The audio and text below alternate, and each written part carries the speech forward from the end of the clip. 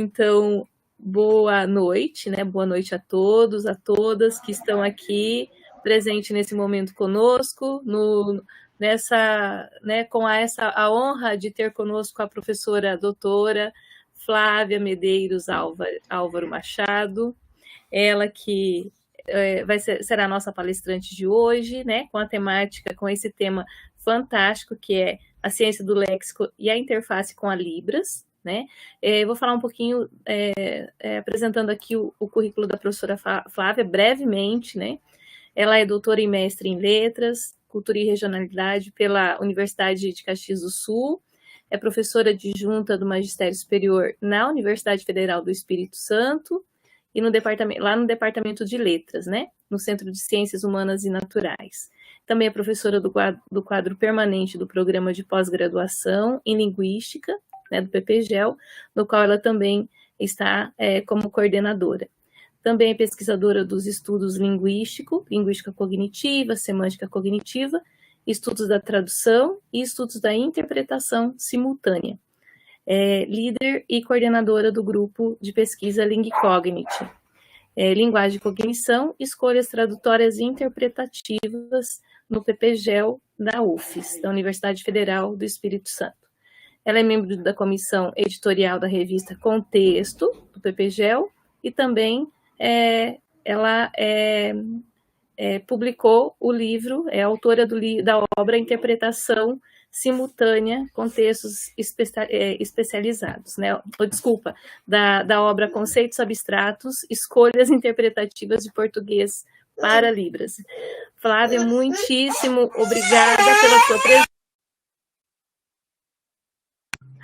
Muitíssimo obrigada pela sua presença. É uma honra tê-la aqui conosco.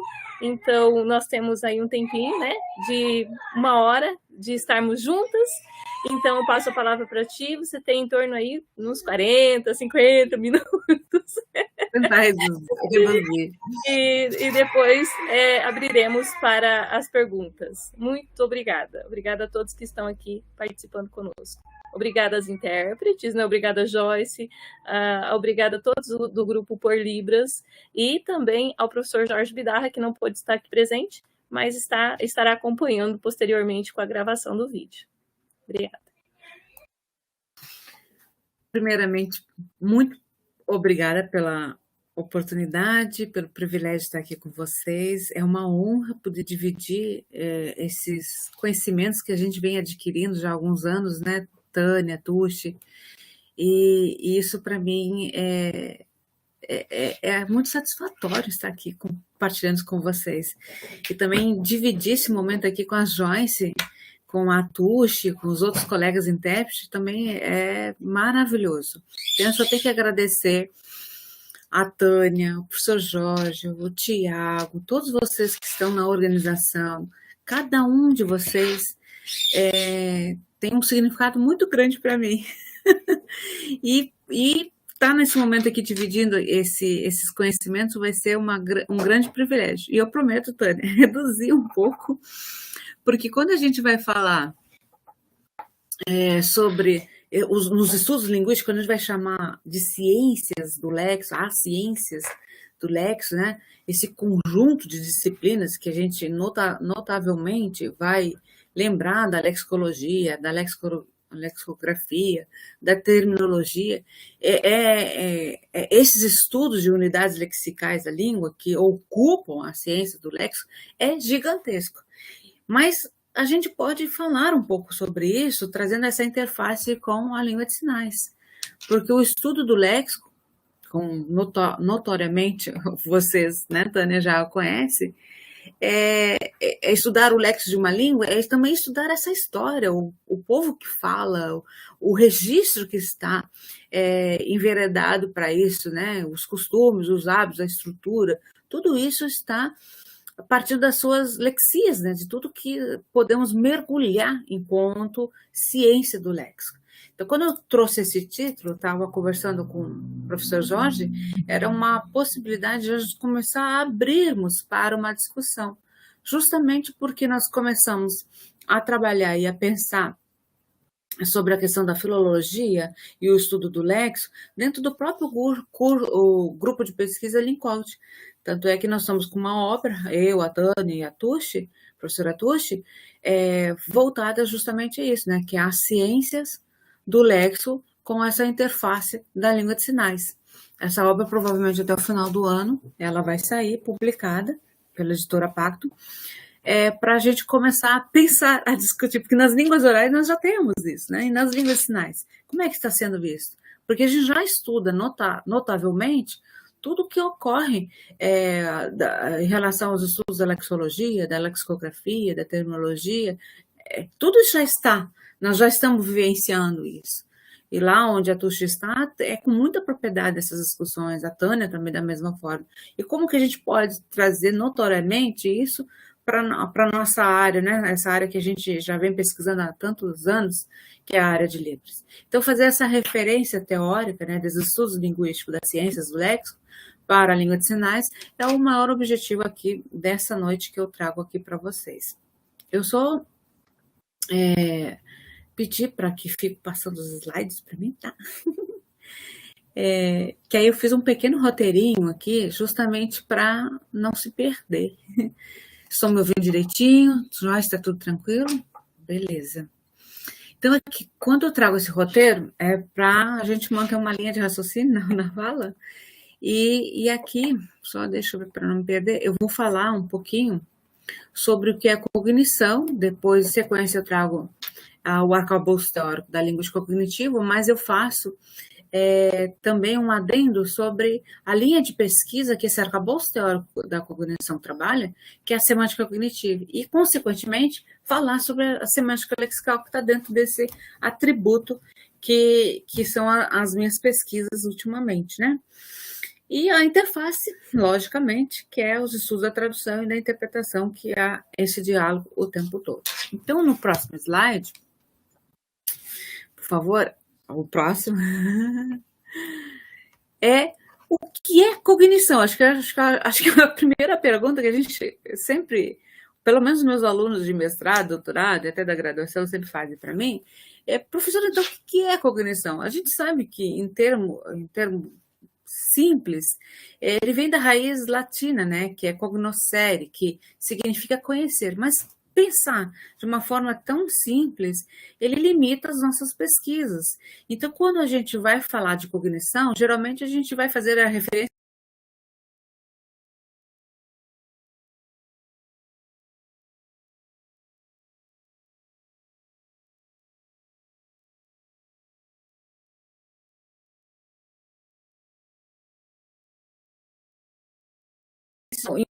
em outra introdução.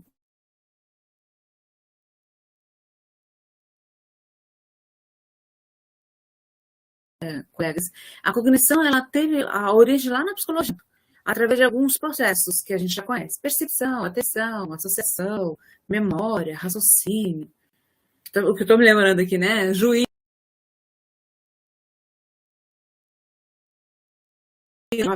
está relacionado a isso. E isso teve origem lá nos escritos de Platão e Aristóteles. Então, basicamente, lógico, eu não vou me aprofundar a respeito disso, mas apenas gostaria de apresentar esse ponto de vista da psicologia para vocês entenderem como que esse conjunto de processos psicológicos que envolve o nosso pensamento e como a gente realiza e reconhece essa organização de compreensão das informações, no sentido de que esteja proveniente aos sentidos, é o que vai julgar, né, através do raciocínio e que está disponibilizado em toda a aprendizagem de qualquer ser humano. E são determinados sistemas e soluções que resolvem quando nós nos expressamos, quando nós nos comunicamos. Então, de maneira muito simples, a gente pode dizer que a cognição ela está relacionada ao cérebro. Perceber, aprender, recordar, pensar. Então, toda essa informação ela está captada aos 5 sentidos de nós, enquanto seres humanos. E como essas informações elas estão disponibilizadas no nosso armazenamento na memória.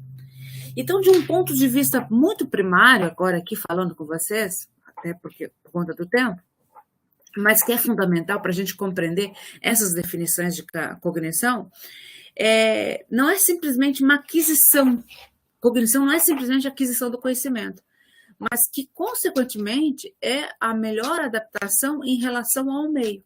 Mas aí, isso voltando pelo ponto de vista da psicologia. Mas se a gente pensar pelo ponto de vista da linguagem, que é o nosso foco aqui, ele é um mecanismo de conversão daquilo que está captado ao nosso modo de ser enquanto pessoas falantes, da fala pela fala, da língua pela língua.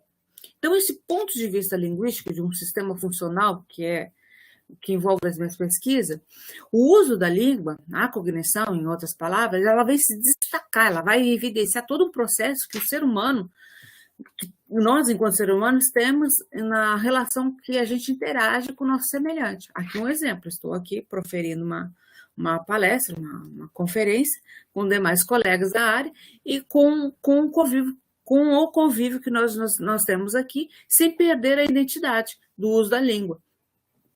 Em diferentes contextos, isso sempre acontece. Então, pensando dessa maneira, a forma da cognição, ela começa, então, com a captação de todos os sentidos, logo em seguida, então, ocorre essa percepção dos significados que nós temos da leitura, que capturamos, e isso se percebe um processo de conhecimento, que vai dando um material, como um material de informação, como uma ideia, como um esquema, e isso está tudo inserido de uma forma onde a nossa memória capta essas informações. Em outras palavras, a cognição, né, pelo ponto de vista que eu estou aqui apresentando para vocês, os estudos linguísticos, é uma habilidade que nós temos de assimilar, processar essas informações que nós vamos recebendo ao longo do tempo, conforme a evolução do pensamento linguístico. E essas percepções, experiências e crenças, elas vão sendo convertidas em conhecimento. Por isso que dizer que só simplesmente é a aquisição do conhecimento é muito simples. A cognição, ela inclui diferentes processos cognitivos, como eu já mencionei para vocês. E esse desenvolvimento, ele está de uma forma intelectual, né? Que basicamente está relacionada à atenção, memória, aprendizagem, até tomada de decisões, como, por exemplo, a tarefa da tradução, da interpretação simultânea, que também são tomadas de decisões, que reconhece esse plano, né, de desenvolvimento intelectual de uma forma social, coletiva e até mesmo correlacionada às nossas experiências. E aí aqui não vou falar das funções cognitivas, tá? Mas que envolve também os processos cognitivos, que aí se eu for falar dos modelos cognitivos idealizados, eu teria as funções cognitivas em relação a isso, que são procedimentos que nós usamos para adicionar os nossos conhecimentos para tomar as decisões. Mas aí na própria discussão a gente vai estar falando desses papéis, desses processos da linguagem, tá? Aí, agora para o próximo slide, por favor. Isso, aí o outro, que aí eu vou falar na sequência, né? Da questão da linguística cognitiva, só para a gente adentrar e conhecer. Como eu falei, do ponto de vista para vocês da psicologia, da linguagem e dos estudos linguísticos, o que seria, então, linguística a gente compreende, né? Mas o que seria, então, a linguística cognitiva?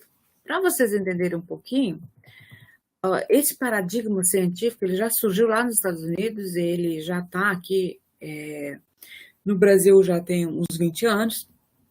Os fundadores é Ronald, George e o Leonardo, né? São linguistas norte-americanos, não tem um pai da linguística como tem Saussure no estruturalismo, mas a linguística cognitiva ela se constitui institucionalmente com esse paradigma científico nos primeiros estudos voltados à cognição.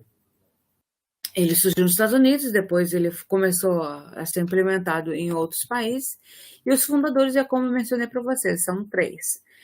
E é interessante também aqui destacar que, ao contrário de alguns movimentos, algumas abordagens da linguagem, o que se entende de linguística cognitiva é mais um arquipélago do que uma ilha, teoricamente falando. Então, não há um único fundador e nem um único território ali, propriamente dito, mas há um conglomerado de centros de investigação, eu vou chamar dessa maneira, tá? Que são basicamente que envolve algumas 3 linhas de pesquisa e subteorias. E isso, então, é o que se partilha nessa perspectiva geral, né, uma visão geral e comum da linguística cognitiva. Aí, aqui no próximo slide, pode mostrar para mim? Isso, próximo slide, eu trago apenas uma fala de Lakoff, que ele vai tecendo algo que eu acho extremamente fundamental para a gente entender o que são essas unidades, as estruturas da linguagem, como que isso são, como se isso se concretiza, né? Como que essas manifestações dessas capacidades cognitivas, como eu falei para vocês, além dos modelos cognitivos idealizados também se categoriza, é a forma como que essa organização de conceitos, de lexemas, né? A categorização, esses mecanismos de processamento, eles estão inseridos na experiência e na prática da tradução e da interpretação. Então, o que Lakoff traz, teoricamente, ele responde a algumas práticas da tradução e da interpretação da língua de sinais. Agora, não me lembro que tem outro slide, passa ali para mim, por favor. O outro, por favor, o outro. Aqui. Aqui eu faço um pequeno resumo para entender um pouquinho mais que, apesar de toda essa diversidade teórica e metodológica, a linguística cognitiva ela vai assumir a linguagem como parte integrante da cognição.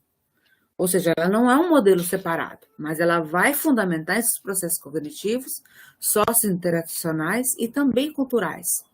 E isso está sempre centrado, né, está sempre estudado na língua em uso, ou seja, uma orientação baseada no uso da língua, no contexto de conceptualização, da categorização, do processamento mental, da interação, dessa experiência individual que nós temos com a língua, social e cultural. Então, os fundadores, Lakoff e os outros colegas, né? Eles são, eu chamo de colegas porque eles estão aí ainda com as pesquisas em andamento, né? Eles são os pioneiros nas pesquisas, né? E eles vêm abordando a linguagem como instrumento de organizar, processar, transmitir a informação através de atividades cognitivas, através de tarefas cognitivas. Em outras palavras, também através de atividades mentais. Então, o que é a tarefa da tradução e da interpretação? Se não é organizar, processar e transmitir essa informação. Então, ele vai além da simples relação de integrar, mas como a relação de socializar o que a pesquisa propriamente dita estabelece. Aí, acho que é no próximo slide, se não falha a memória, bota aí para mim ver. Isso.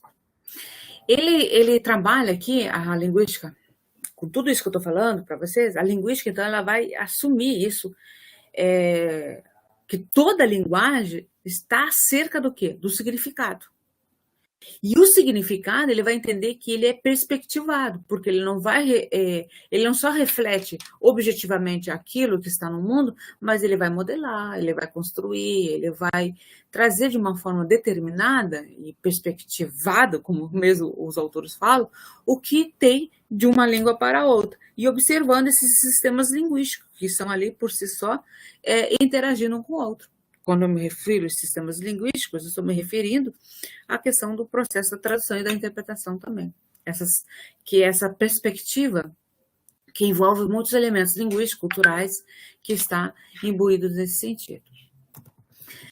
Mais especificamente, acho que cabe aqui também ressaltar, que acho que ainda tem tempo, né? A linguística cognitiva, ela vai, então, assumir, ressaltando, né? Ela vai assumir que a linguagem ela está acerca do significado. E aí, quando ela está acerca do significado, ela se subdivide ali, mas de uma forma também dialógica, a questão que todos esses elementos que estão ali atribuídos, vocês podem observar ali no slide, né? Que tem o enciclopédico, que a língua, então, algo intimamente associado ao conhecimento de mundo, como se fosse o conhecimento enciclopédico, ele vai dizer bem assim, né? E que ele não é uma ação autônoma, ele nem separado de outras capacidades cognitivas, mas que ele está atrelado um ao outro. Então, está associado ao conhecimento de mundo. Toda vez que você está buscando atribuir essa questão do significado acerca da perspectiva, né? E também é flexível, ou seja, dinâmico, adaptável às mudanças do uso da língua, do nosso mundo, das nossas circunstâncias, e, naturalmente, né, está correlacionado e relacionado à experiência de uso, que é essa experiência que eu já venho falando para vocês, a experiência individual, corpórea, biológica, coletiva, social, cultural, isso tudo sempre voltado à experiência do uso da língua como um todo. E aí, acho que é o outro slide, por favor. Isso. O outro slide, ele vai fazer aqui eu trago um pequeno diagrama, só para a gente entender de onde que a gente está inserido e como que a linguística cognitiva, ela trabalha. Então, como já falei para vocês, a linguística cognitiva é a abordagem de uma linguagem perspectivada, com um meio de conhecimento e conexão da experiência com o mundo, mas ela também trabalha com essas unidades e estruturas da linguagem que são estudadas, não como se fossem umas entidades autônomas, mas é uma manifestação dessas capacidades cognitivas. Como eu falei para vocês, a organização conceptual, os princípios da categorização, os mecanismos de processamento, as experiências culturais e assim. Ou seja, a linguística cognitiva é uma abordagem da linguagem em relação à conexão da experiência humana com o mundo.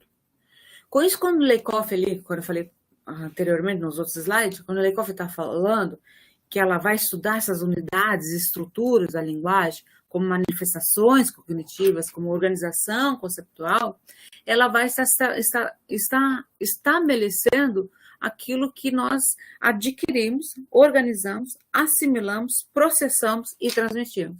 E o que é a tarefa da tradução e da interpretação, principalmente da interpretação, ela correlaciona, se não é dessa maneira. Então, quando a gente vê pela essa perspectiva desse arcabouço teórico que a linguística cognitiva tem, ela consegue nos trazer esses elementos. E, lógico, né, ali nesse quadradinho que vocês estão observando ali, desses princípios e métodos que eu estou destacando, ele vai resultar em principais linhas de investigação da linguística cognitiva, que temos ali a semântica cognitiva, a gramática cognitiva e a gramática de construções. E aí a gente entra especificamente dentro da semântica cognitiva, que a semântica cognitiva vai trabalhar com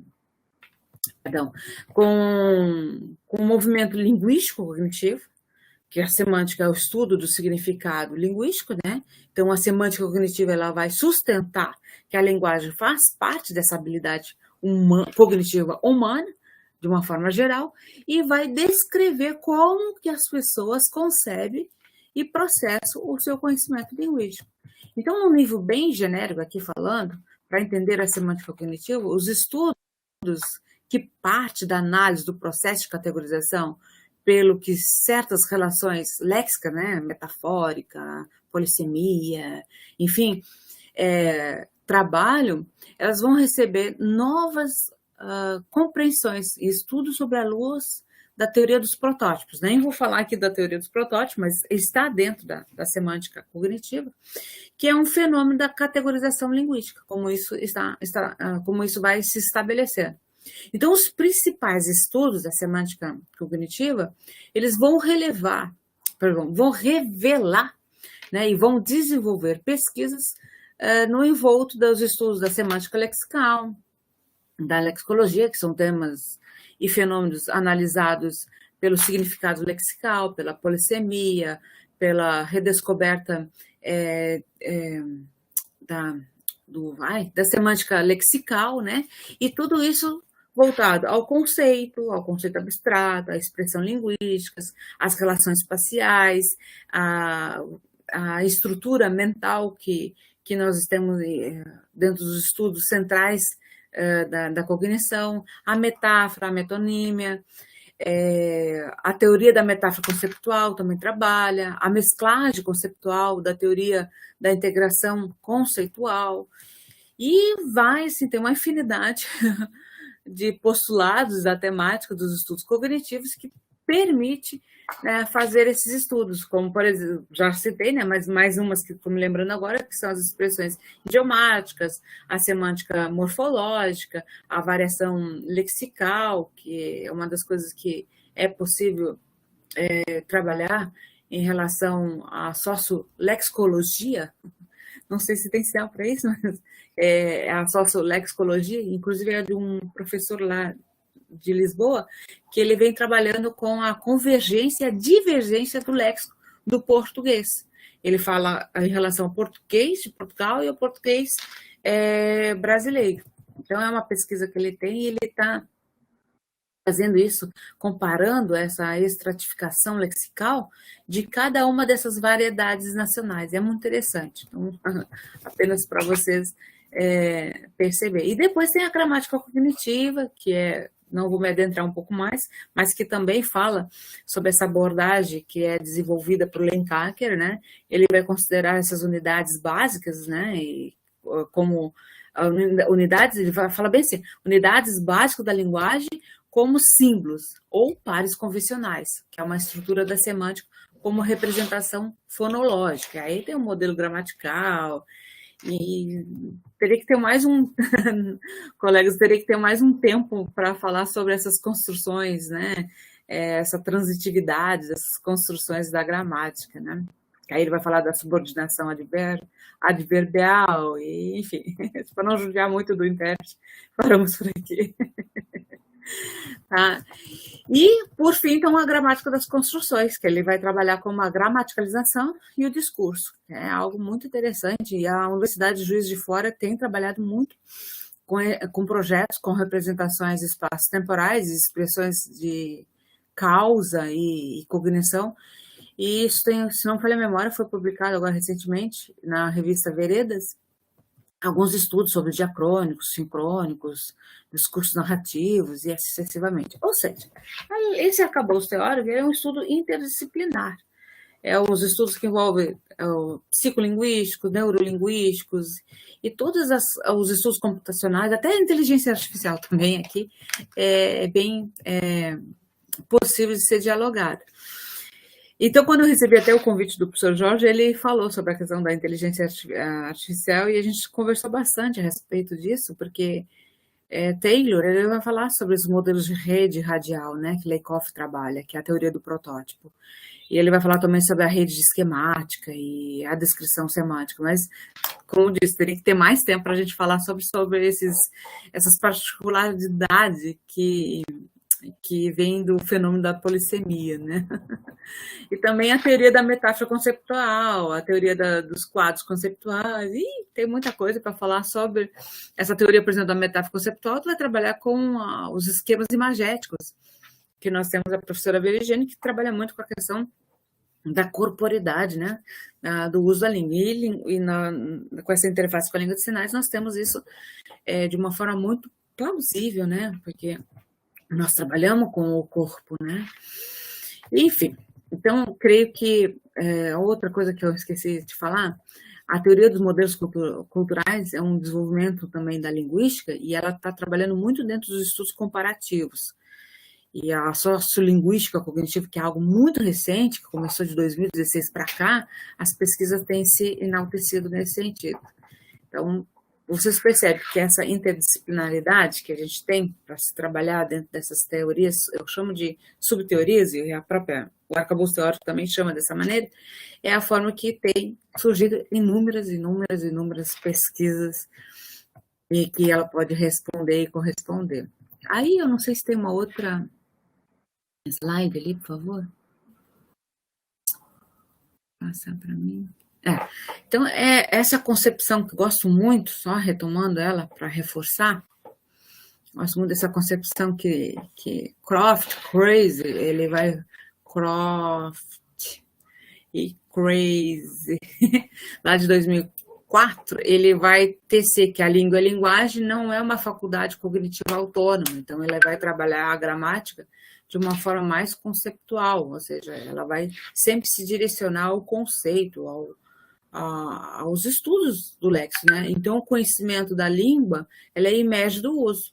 Então, para eu fazer isso, eu preciso estar atrelado. Então, o que é bem interessante nesse slide aqui, que a palestra de hoje é para trabalhar sobre essas operações cognitivas, essa estrutura cognitiva, que nós acessamos o tempo todo na nossa mente, né? Como nós organizamos nosso pensamento e a linguagem. Então, com essa finalidade, eu mostro aqui de forma muito simplificada, mas para a gente começar a dialogar e discutir como se organiza o pensamento, como que a linguagem se estabelece, como que isso é correlacionado com essas concepções do fazer sentido, né? Então, como eu observei ao longo das minhas pesquisas, observando esses aspectos semântico-pragmático, observando esses aspectos semântico-cognitivo e também semântico-lexical, percebo também que na tarefa da interpretação simultânea isso é muito notório. E o que eu quero dizer com isso? Que a língua ela é, para o cognitivismo, né? Ela é entendida como um sistema aberto. Ela vai atuar na reflexão e na ação. Ou seja, a língua ela é estudada tanto em termos de organização do sistema funcional, quanto nos padrões de uso, cognitivamente falando. Então, a língua é vista como esse recurso sócio-semiótico, não sei se tem sinal para isso, puxa, mas ele está num potencial de sentidos cognitivos, o fazer sentido, né? Por conta disso, eu acabei percebendo nas pesquisas que durante uma tarefa de interpretação simultânea, eu trago aqui a tarefa de interpretação simultânea para dar exemplos até mesmo das colegas que estão aqui atuando, durante essa tarefa da interpretação simultânea, o uso das línguas, desses dois sistemas linguísticos, seja a língua portuguesa, seja a língua de sinais, é algo que eu vejo, entendo e percebo que a linguística cognitiva ela vai responder toda a problemática inerente que surge em relação a isso. Isso pelo ponto de vista das pesquisas que eu tenho apresentado aqui. Então, para mim, é impossível estudar a funcionalidade da língua sem observar o uso e a forma. Eu passo desse princípio. Então, a língua não é um sistema autônomo, como eu já disse para vocês. Ela vai realizar interações. O fato de estar aqui, por exemplo, a nossa colega, agora está a Joyce e a Tuti, essa relação, essa realização de interações está surgindo através de uma comunicação textual, interpessoal, ideacional, situacional, cultural, linguística. Então, como a gente bem sabe, se a gente for trabalhar na questão funcional, né, da língua, Halliday ele vai já apresentar essa abordagem da linguística sistêmica funcional. Mas também a gente tem que observar de uma forma mais holística o todo, né, da gramática, essa relação meta-função, que se caracteriza na oração de uma mensagem que se realiza através de um sistema da língua. Ou seja, então, de uma forma holística, há possibilidade de entender a funcionalidade da língua pela observação do uso e da forma dentro de um contexto interacional, de um contexto situacional, como aqui eu mencionei para vocês. Então, por isso que eu vejo e entendo que a importância desses aspectos semântico e pragmático que nós observamos dentro dos contextos culturais, sociais, situacionais, ele vai sempre configurar por padrões linguísticos cognitivos. E isso está ao acesso às novas operações sistêmicas funcionais. Resumidamente, para entender um pouco mais, a linguagem ela tem a função como propósito comunicativo e ela é funcional conforme os contextos discursivos.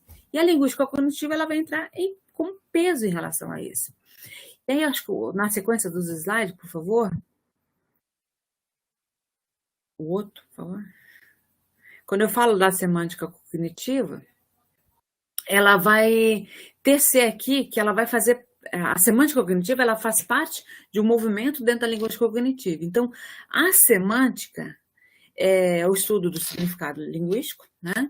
E a semântica cognitiva ela vai sustentar que a linguagem é parte de uma habilidade cognitiva de nós, enquanto seres humanos. E a gente vai descrever e conceber o uso da língua conforme nós compreendemos culturalmente, dentro de um aspecto de regionalidade, de regionalismo, e também da questão do uso da língua em determinados momentos que isso reflete sobre a relação social e cultural, e social, individual e cultural. Então, a semântica cognitiva, num nível bem restrito aqui mencionando para vocês, é um conjunto de propostas teóricas, que ela vai procurar, então, perceber a interação entre o significado que está extraído lá do dicionário e os conhecimentos enciclopédicos e até mesmo pragmáticos. E com isso, entre os estudos da lexicografia, da lexicologia, a terminologia, o vocabulário. Então, eu fiz essa linha teórica assim, para a gente conseguir nos adentrar e perceber que quando a gente está dentro da lexicologia, os colegas aí têm mais propriedade de falar, né? Mas estudar esse universo de todas as palavras, vista em sua estruturação, em seu funcionamento, enquanto que a lexicografia ela é concebida, então, como uma forma técnica empregada à montagem desses dicionários, né, Clara? Que tem pesquisas bem próprias em relação a isso. Então, nem me atrevo a falar muito sobre isso, mas a palavra lexicologia, ela, né, depois na discussão a gente pode falar um pouco mais sobre isso, é a união desses termos, né, do léxico, da palavra, vocabulário, logia, o estudo, a descrição. Então, aí nós temos a lexicologia, uma área da linguística, né, que vai adentrar, ela vai estudar essas palavras de uma forma geral, existentes numa determinada língua. Não sei se cabe falar, mas estou me lembrando aqui e estou tecendo a conversa com vocês. Já a lexicografia é uma disciplina, também está ligada à lexicologia, mas ela ocupa essa descrição do léxico. E a semântica cognitiva, ela também está por esse viés, ela não menospreza esses estudos, pelo contrário, ela busca isso como referência ao funcionamento, às mudanças, à estruturação que o universo das palavras, vamos assim dizer, né, se condiciona, se convenciona, né, e é concebido de uma forma até mesmo da criação de um dicionário monolíngue, bilíngue, trilíngue, enfim, excessivamente. E aí, acho que no outro slide, não me lembro agora, mas acho que é isso aí, isso. Mas antes de chegar aí, só um pouquinho, da semântica lexical ali, para entender um pouquinho, né? Essa área do conhecimento, nós temos a semântica lexical, que ela vai indicar, então, todo e qualquer tipo de estudo linguístico, num foco que vai ter como finalidade o significado das palavras, das línguas, como o vocabulário de uma língua, que é também chamado de léxico.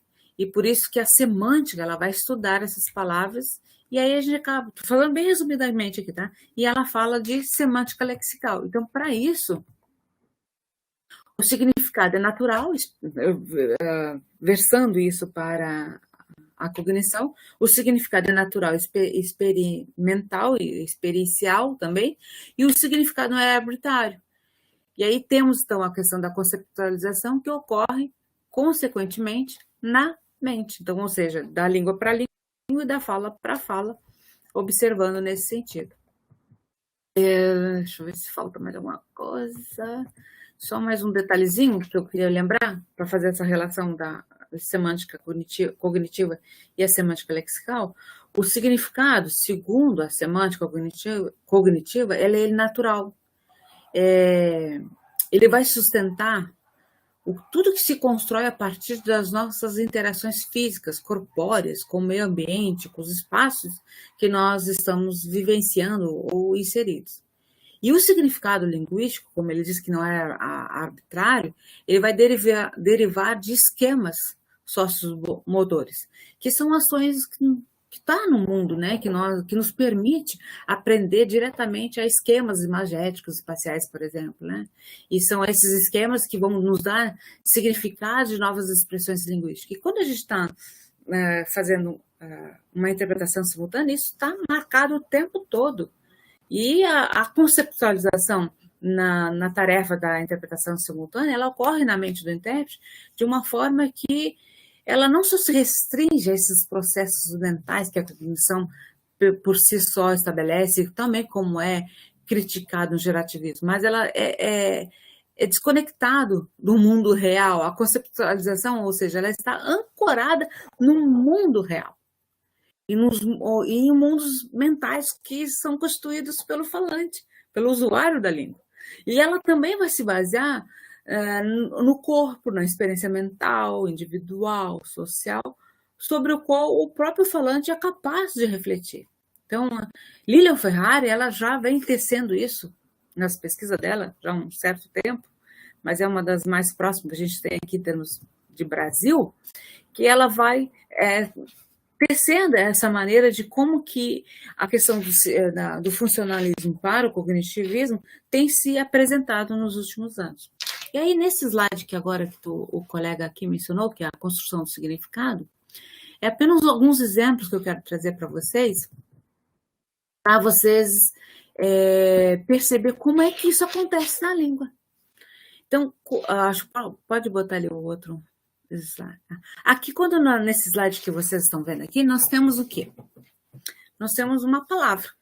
E essa palavra, né, nós temos um lexema aqui, nessa palavra, pena. Mas quando a gente lê essa palavra, ou ouve essa palavra, não sei, eu não cheguei a pegar como que a Joyce fez, se ela soletrou ou se ela fez o sinal, eu não cheguei a pegar. Mas, independente disso, eu acho que ela soletrou ali pena. Isso está refletido a nossa realidade de mundo, a nossa leitura de mundo, as nossas percepções das coisas que a gente tem em relação ao nosso próprio pensamento, a nossa mente, a forma como se estrutura a nossa linguagem. E os cognitivistas, né, que nós chamamos de estrutura cognitiva, né, ele está correlacionado aos neurônios que fazem parte do sistema neural do ser humano. Ou seja, toda essa estrutura cognitiva, ela vai participar dessa nossa capacidade de resolver problemas do dia a dia. No momento que eu falei ali pena, certamente surgiu várias possibilidades nessa tarefa da interpretação simultânea que a Joyce ali está, para fazer uma escolha interpretativa. E essas resoluções de problemas que nós temos com o uso da língua, elas vão nos desenvolver diferentes questões o tempo todo, quando nós estamos diante disso. E a qualquer ordem. E até mesmo em situações muito inusitadas. Porque pena é tão abstrata, que eu vou precisar de uma relação sintagmática para dar sentido a ela. Porque de uma forma isolada, ali observando morfologicamente, ela vai trazer inúmeras capacidades cognitivas, porque diante do enunciado, ela vai me exigir dessa capacidade cognitiva e estratégias de resoluções para compreensão, para tradução, para interpretação de texto, para interpretação daqui como nós estamos aqui realizando.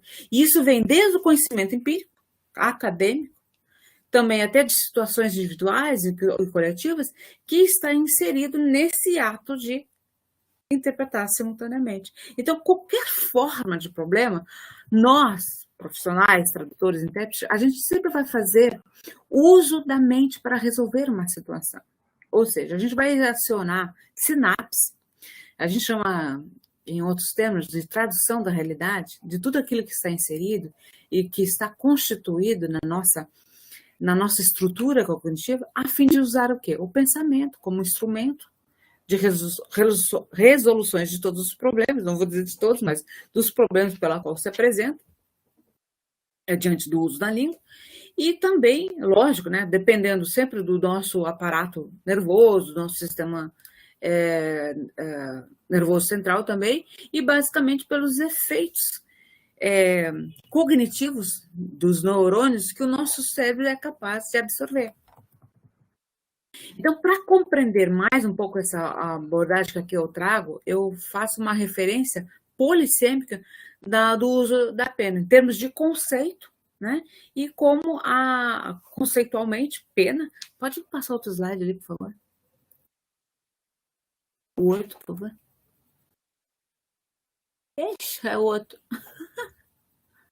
Esse, Quando eu falo ali pena, no que eu estou me referindo à expressão pena, quando está caixa alta ali, eu estou tratando do conceito, porque ele tem uma relação polissêmica, ele tem uma ocorrência, a gente chama assim, ocorrência lexemática polissêmica. Por quê? Dependendo da sentença onde está inserida essa expressão desse registro, caixa baixa ali, lexema, pena, eu tenho um sentido diferente, como, por exemplo, fiquei com pena do outro. certamente o sinal não é o mesmo sinal que tudo vale a pena quando amamos. Olhando ali a interpretação, tá? Achei que bonitinha. A mudança valeu a pena. É outro sentido.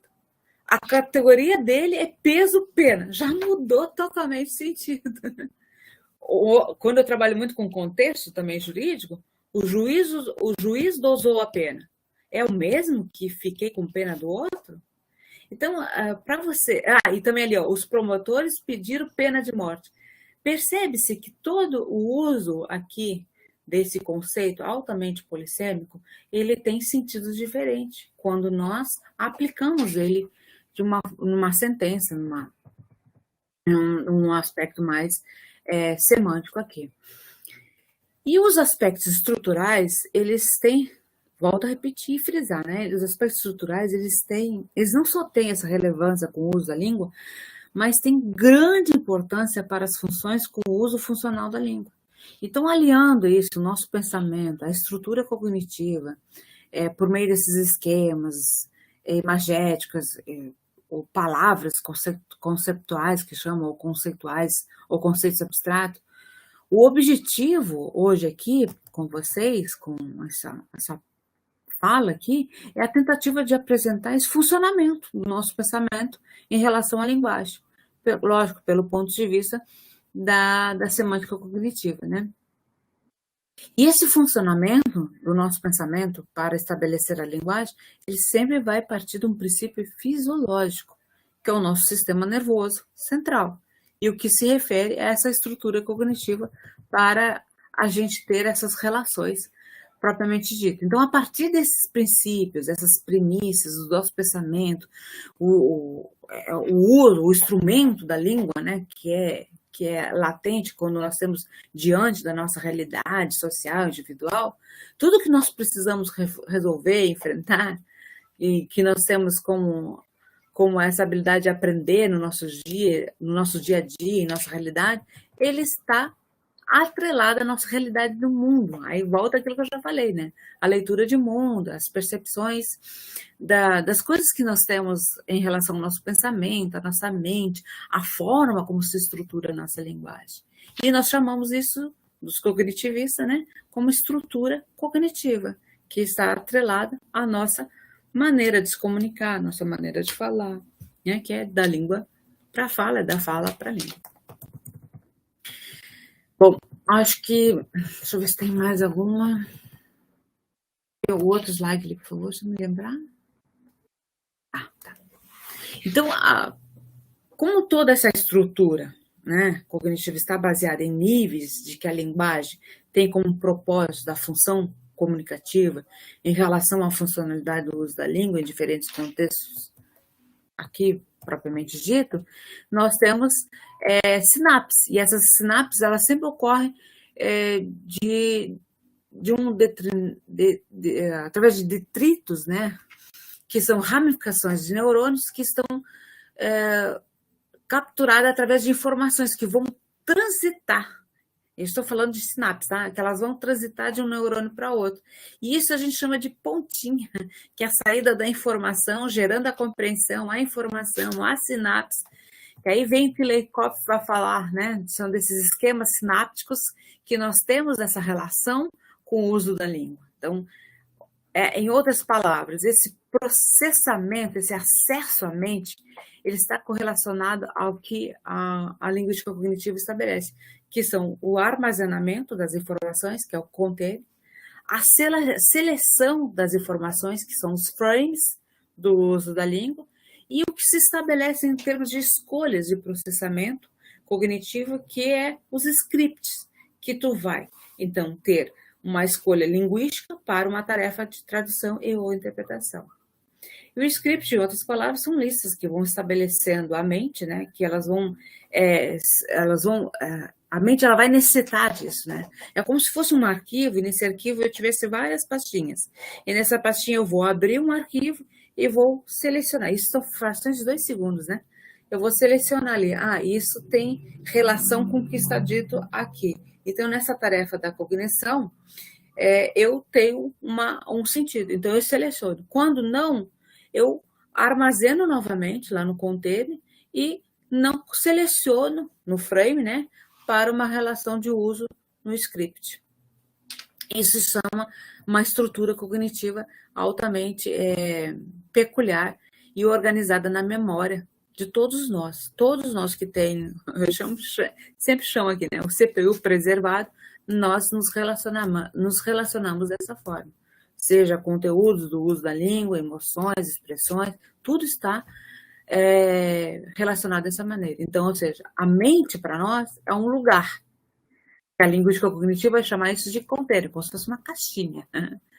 Já a memória, para nós, são os frames, os arquivos que nós temos estabelecidos por script, essa lista, né, de organização dessas informações que estão armazenadas na mente de qualquer ser humano.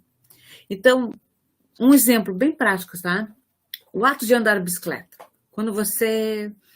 Vamos pegar o carro, que acho que é melhor.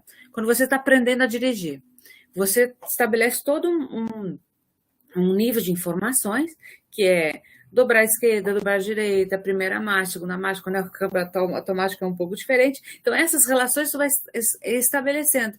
Então, a gente chama isso de pacotes de informações, de redes mentais. São categorias cognitivas que tu vai estabelecendo com inferências procedimentais para que tu possa fazer uma relação com isso e automatizar. Tanto é quando tu entra no carro, já é automático, né? A embreagem, o freio, o cinto, primeira marcha, segunda marcha, para tu já guiar o carro. Quando não há isso, precisa ter um processo de aprendizagem para tu gerar nas estruturas cognitivas a união dessas unidades, né? A gente chama de unidades mínimas, que são as informações, a formação da ideia, essas categorias mentais, que tu vai possibilitar o quê? Arquitetar um esquema, seja ele imagético, linguístico, cultural, em relação à nossa língua, né? A nossa língua no dia a dia. Então, lógico, o que estou aqui me referindo é como o cerebelo, né? Ele se apresenta, como ele está apto para processar esses níveis de estrutura cognitiva em relação ao pensamento e à linguagem. Aí, deixa eu ver uma outra questão. Aí a pergunta que eu faço aqui nesse slide. Será que temos uma representação separada do nosso léxico mental para cada sentido? Ou vamos armazenar apenas uma significação muito generalizada ou ainda núcleos de significação de cada palavra? Isso é uma reflexão que a gente sempre faz, pensando em tudo que teoricamente pode...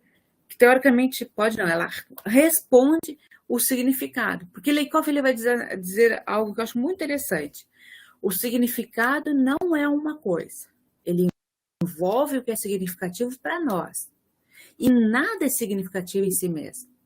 Ele diz ainda mais, que a significatividade ela vai derivar da experiência da atuação do outro com o outro, de um certo tipo de experiência, de ambiente, de espaço e de cultura. Então, em outras palavras, né? Só tecia o que Lakoff fala, né?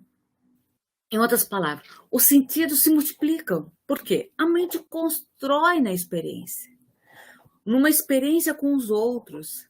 Certamente está aqui a Joyce e a Tushi, elas estão se multiplicando fazer sentido. E antes de começar essa fala, elas buscaram a construção do sinal para dar sentido ao outro, numa outra cultura, numa outra língua.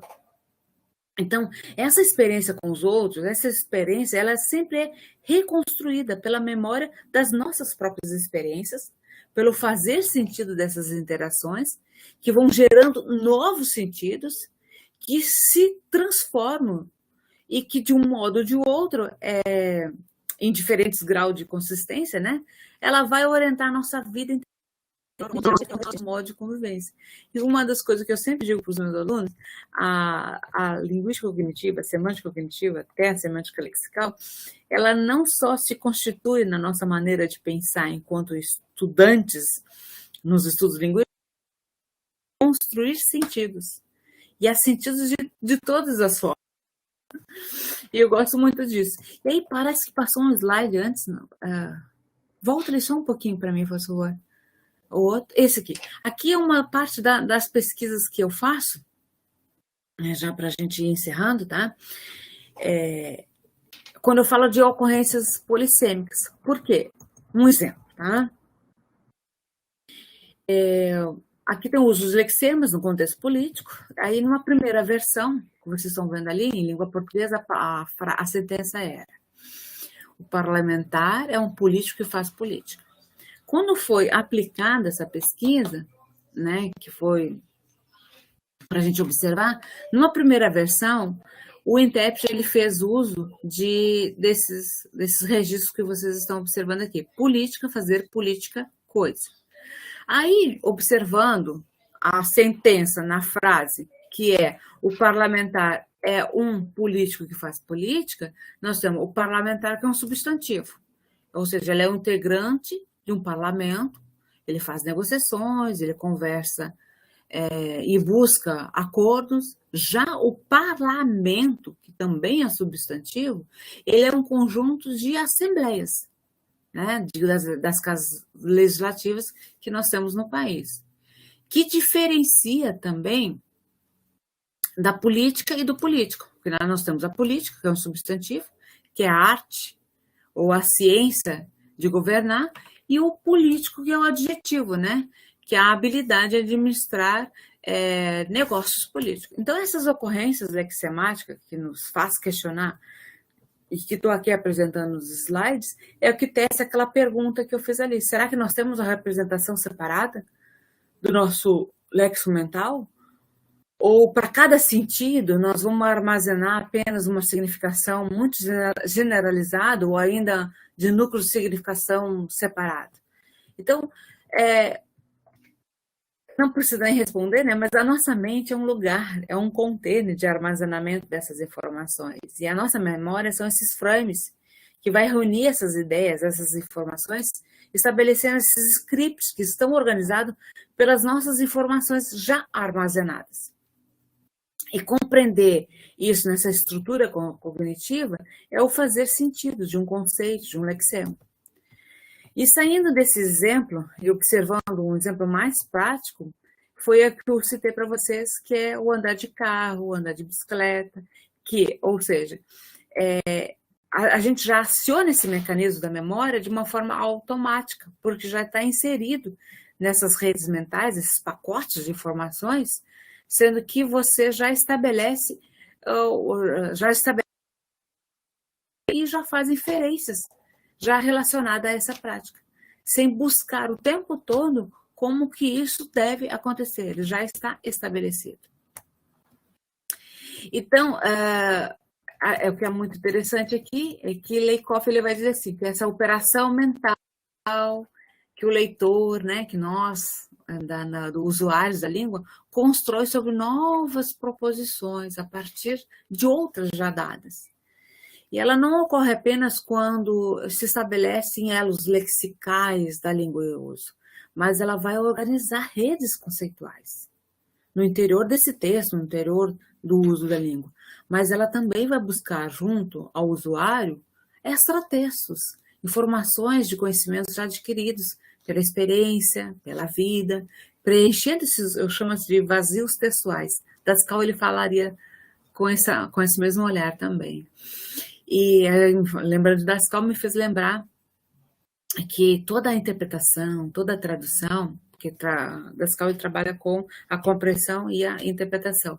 Ele diz que consiste em encontrar pistas e significados que estão implícitos para entender polissemicamente itens lexicais que vão expressar esses conceitos abstratos e de determinados enunciados, textos, para expressar o quê? Essa função desse contexto linguístico situacional.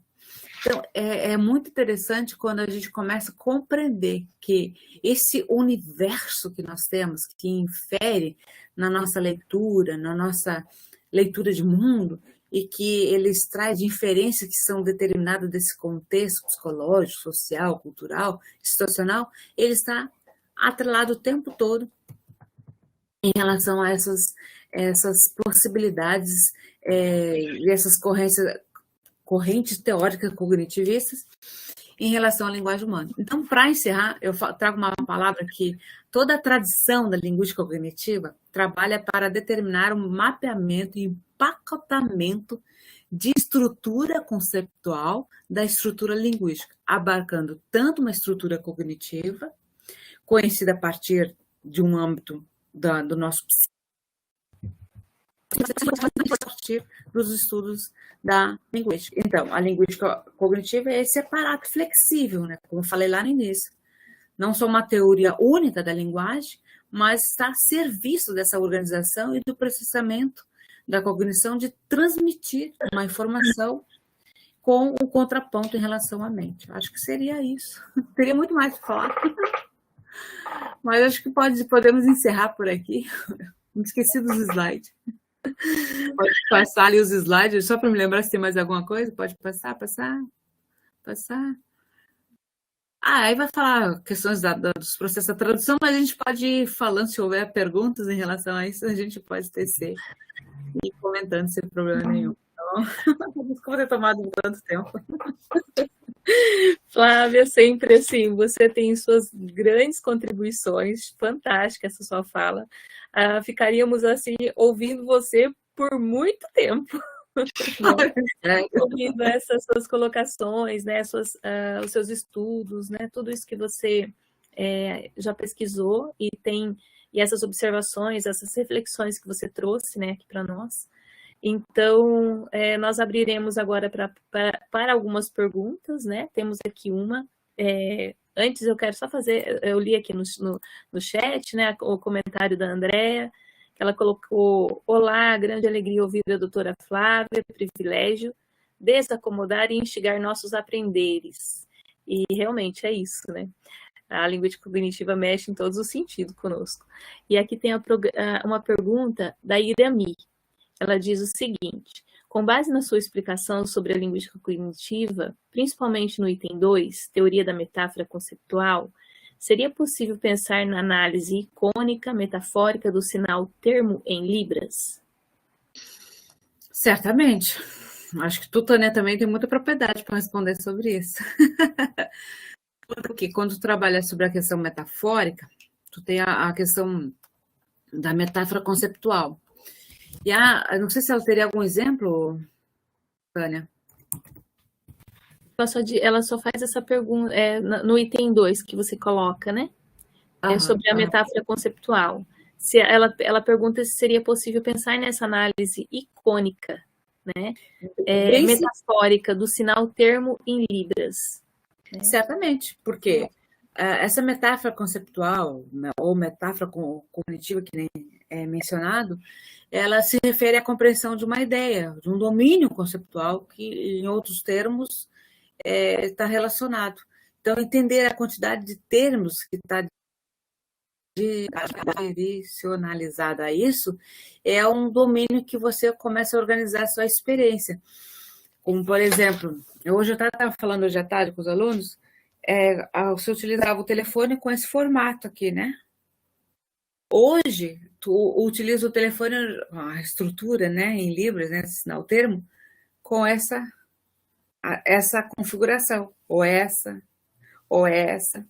Ou seja, então, toda essa metáfora conceptual, ela vai se referir a uma compreensão de uma ideia, de um domínio conceptual que traz esses exemplos que eu acabei de mencionar.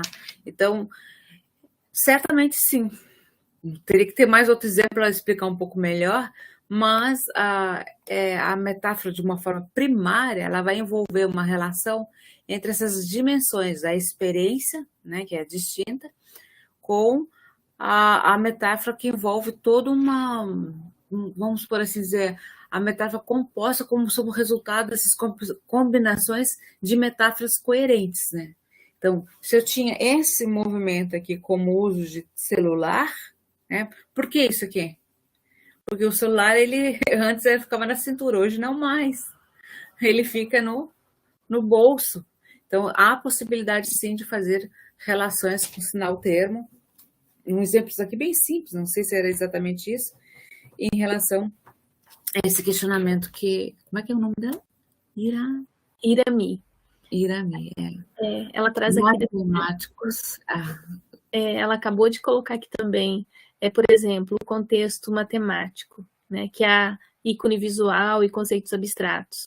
É possível a relação icônica instanciada pela metáfora? Irami, eu não sou da área da matemática. A matemática realmente ela é bem complexa, mas em relação ao ícone que tu fala visual, certamente sim, vão ser representações que vai tecer o aparato matemático, do raciocínio lógico matemático, né, em relação a essas instâncias que metaforicamente há possibilidade. Mas isso teria que ver em termos matemáticos, nesse contexto matemático. Como eu não sou da área da matemática, não sei se a Tânia teria propriedade para falar isso, eu não teria tanta abordagem para te falar, porque é um exemplo da matemática, né? E a gente utiliza muito com o uso da língua, então não sei se teria algo mais relacionado a isso, né? A Patrícia Tucci, né, a professora Tucci, ela até colocou aqui também, né, no chat, eu também acho que concordo com o que ela disse, que ela diria que não é uma questão icônica, mas que sim processual, né, e pegando todo esse link, né, coloca com relação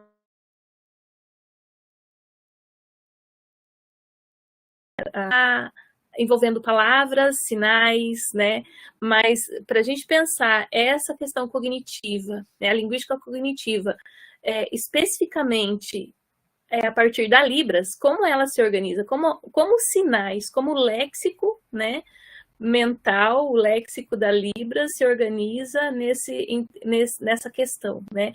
É o mesmo processamento, é a mesma forma, né? É a mesma.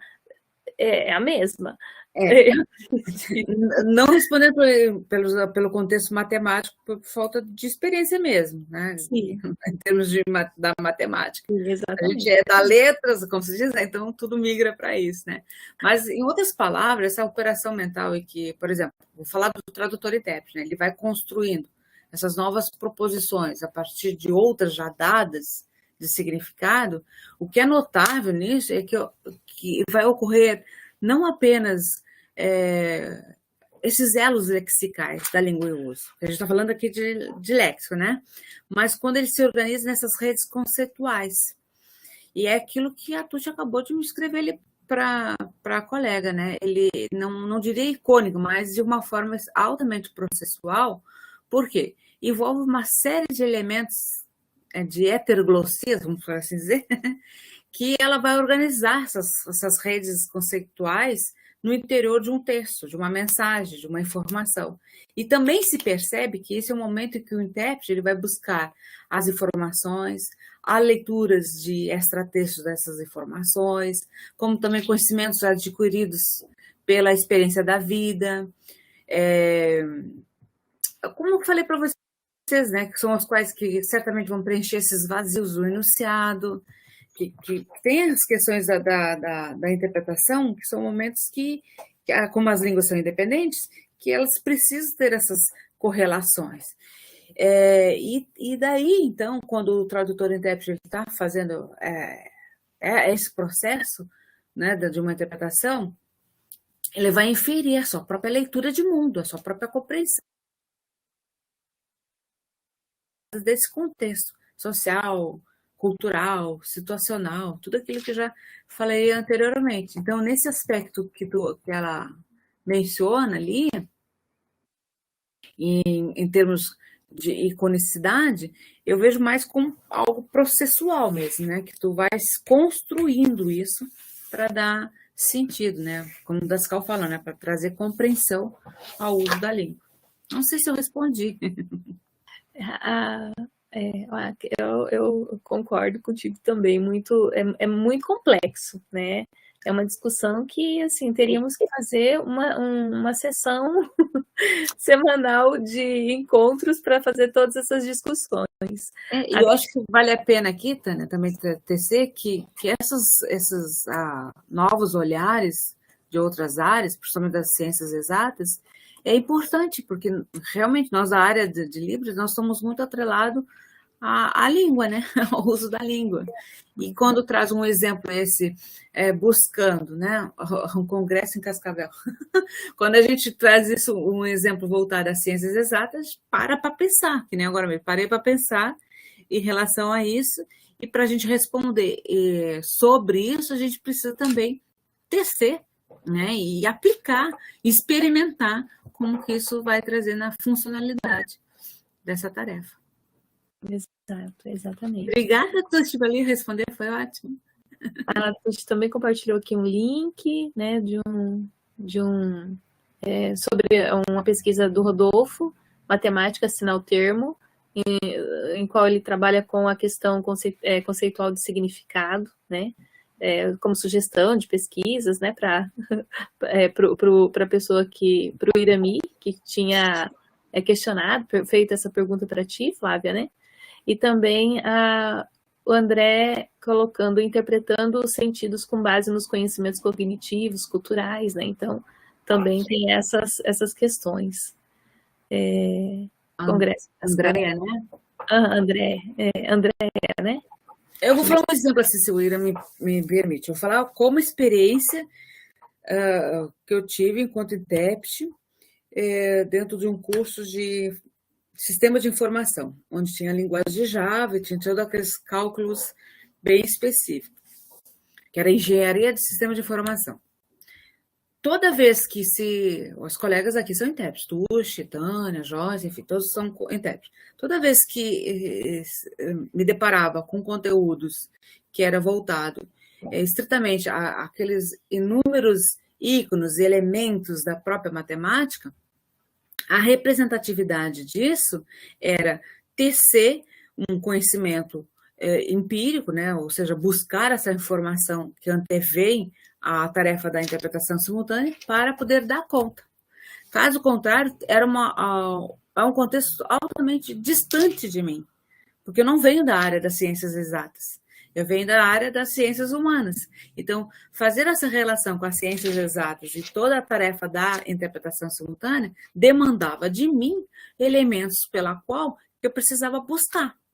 E isso aconteceu também dentro da biologia, quando eu estava numa disciplina chamada de histologia vegetal. Não conhecia absolutamente nada, mas eu tive que buscar conhecimentos prévios sobre a citologia para poder dar conta numa tarefa interpretativa em relação a todos esses elementos cognitivos que está imbuído a isso.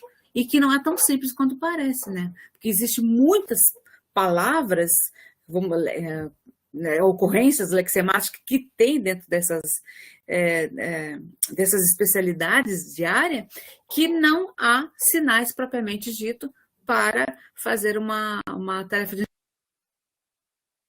recorrer ao empréstimo linguístico do uso da língua. Então, por exemplo, aqui, a Patrícia, a Tuxi, né? Eu tenho certeza que durante toda a minha fala ela teve que recorrer ao quê? Ao empréstimo linguístico, por mais que já se tenha sinais propriamente ditos ali, muitos deles ele precisava desse registro pelo empréstimo linguístico. Pode falar ali. Não sei se eu ajudo a responder, eu estou colocando uma experiência que eu tive enquanto intérprete alguns anos atrás. O Irani, né, colocou aqui que ele é matemático, né? Então ele sempre pensa muito sobre isso. E ele disse, que interessante, seria uma experiência corporificada, né? Para dar conta dessa linguagem e de especialidade, no caso, que é empregada nessas áreas. Então, muito boa. Se tu me permite, Tânia, também, no caso do tempo aqui, sim. Isso, não falando a questão da... agora me deu branco. Mas não falando só a questão da ciência exata, mas falando da inteligência artificial. A inteligência artificial, ela trabalha com o sistema computacional que envolve a capacidade cognitiva de um robô. E isso está atrelado também a uma ciência exata. Eu estou falando das línguas orais, nem estamos aqui nos referenciando às línguas de sinais. Estamos nos referenciando à inteligência artificial, que essas capacidades cognitivas que envolvem a metáfora, a polissemia, tudo que está inserido dentro da língua, num sistema robótico. Então, as línguas orais e as pesquisas voltadas à inteligência artificial, elas têm muito a contribuir, creio eu, dentro das ciências exatas, porque trabalha com esse processamento robótico, com essa leitura da inteligência artificial. Não sei nem se tem sinal para isso, Tuxa, inteligência artificial.